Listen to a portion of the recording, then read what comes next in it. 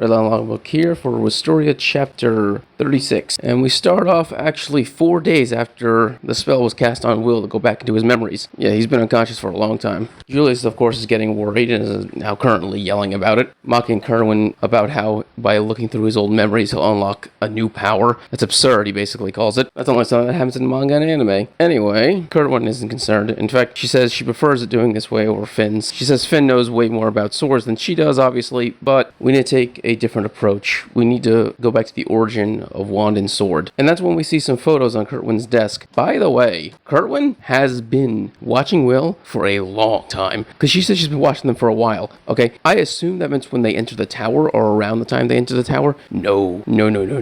She has photos of Will and Elfie when they were children, and she has also photos of Kiri, Edward, and Walken when they were kids, which means that this woman has been for decades watching over people that she decided to make her students. She picked them out when they were kids. She knew that they would be great as kids. That's one hell of a ability to predict the future. Anyway, back with Will as a little kid. He then starts to wonder if he was sent back in time, but then he realized there is no magic to alter time, so he most likely is just in his old memories. And that's when Memory Elfie gets jealous because she realizes Will is thinking of another woman, not a joke, and then demands that he hug her and give her head pats as a way to calm her down. After she calms down, she then declares they're going to go off and kill a monster. That's when Will's mouth starts moving without his control. So because this is a memory, it has to play out as it plays out, and he's just there to spectate, even if he is in the same body that he was back then. So these two kids then decide to go off and look for a monster in the woods. Terrible idea, but from what I can tell, Elfie's really excited about it, wanting to fight for Will, and Will is concerned because he has no magic. While wandering through the woods, the monster actually attacks two of them, and it turns out that it's a monster that was created by mages that are currently fighting in a war. At the time, as a child, Will didn't know this, but adult Will is thinking about all of it and understands, okay, that's what's going on. I'm beginning to remember what happened. So this monster that got loose during the war is currently rampaging through their local woods. Elfie decides to use her clones to replicate a mass spell to attack the monster. That's when adult Will remembers, oh no, this thing can reflect magic, which is exactly what happens. Elfie's clones are all shattered by her magic, and she's thrown to the ground. Will is paralyzed with fear, while Elfie starts to cry and freak out, but she needs to protect Will, and so she continues to blast magic at the monster, not realizing that it's reflecting magic, because once again, she's freaking out. She's a little kid. That's when little kid Will then charges in and uses his own body as a shield to protect Elfie from her own spell being reflected back at her, and that's how he ends up getting the scar on his back. And from here, Will passed out, or at least he thought he passed out. He ended up in a loose 8, so as a child he doesn't remember this part, but as an adult, re-seeing everything, he's able to see it as a conscious person, and so he's able to remember what happened this day. Will didn't pass out. Instead, the memory of the former queen, and most likely his mother,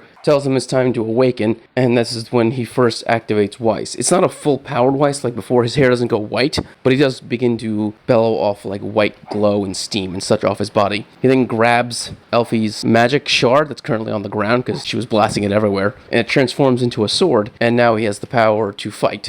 Will's able to push the monster back, but he isn't able to win. That's when Elfie runs up, grabs the sword alongside him, and the two together finally kill this monster. The whole thing is completely churned into ice and then shatters to pieces. Once again, when Weiss is mixed with magic, it can overcome nullification magic, or anti-magic, whatever you want to call it, which is actually a pretty cool ability to have when you really think about it. And that's when Kid Will passes out, while Kid Elfie thanks Will for saving her. And this is the point where their relationship changed, apparently, where Elfie no longer believed that she needed to protect Will. Now, she believed that the two of them could be partners, a wand and a sword standing together. And this is why Elfie knew that if she dropped down her magic to Will when he was fighting the Devon, he'd be able to acclimate to it and then kill the Devon. And this is also why Will felt a sense of familiarity when he was using Elfie's magic, because as children, he did use it. But once again, Elfie's the one who remembered because Will was so injured from being hit in the back that he lost consciousness. That's when Will finally wakes up, and the first thing Julie says is, get up, get dressed, we need to go. You've been out for 6 days. Yeah, that's right, another 2 days passed. And he says it's time for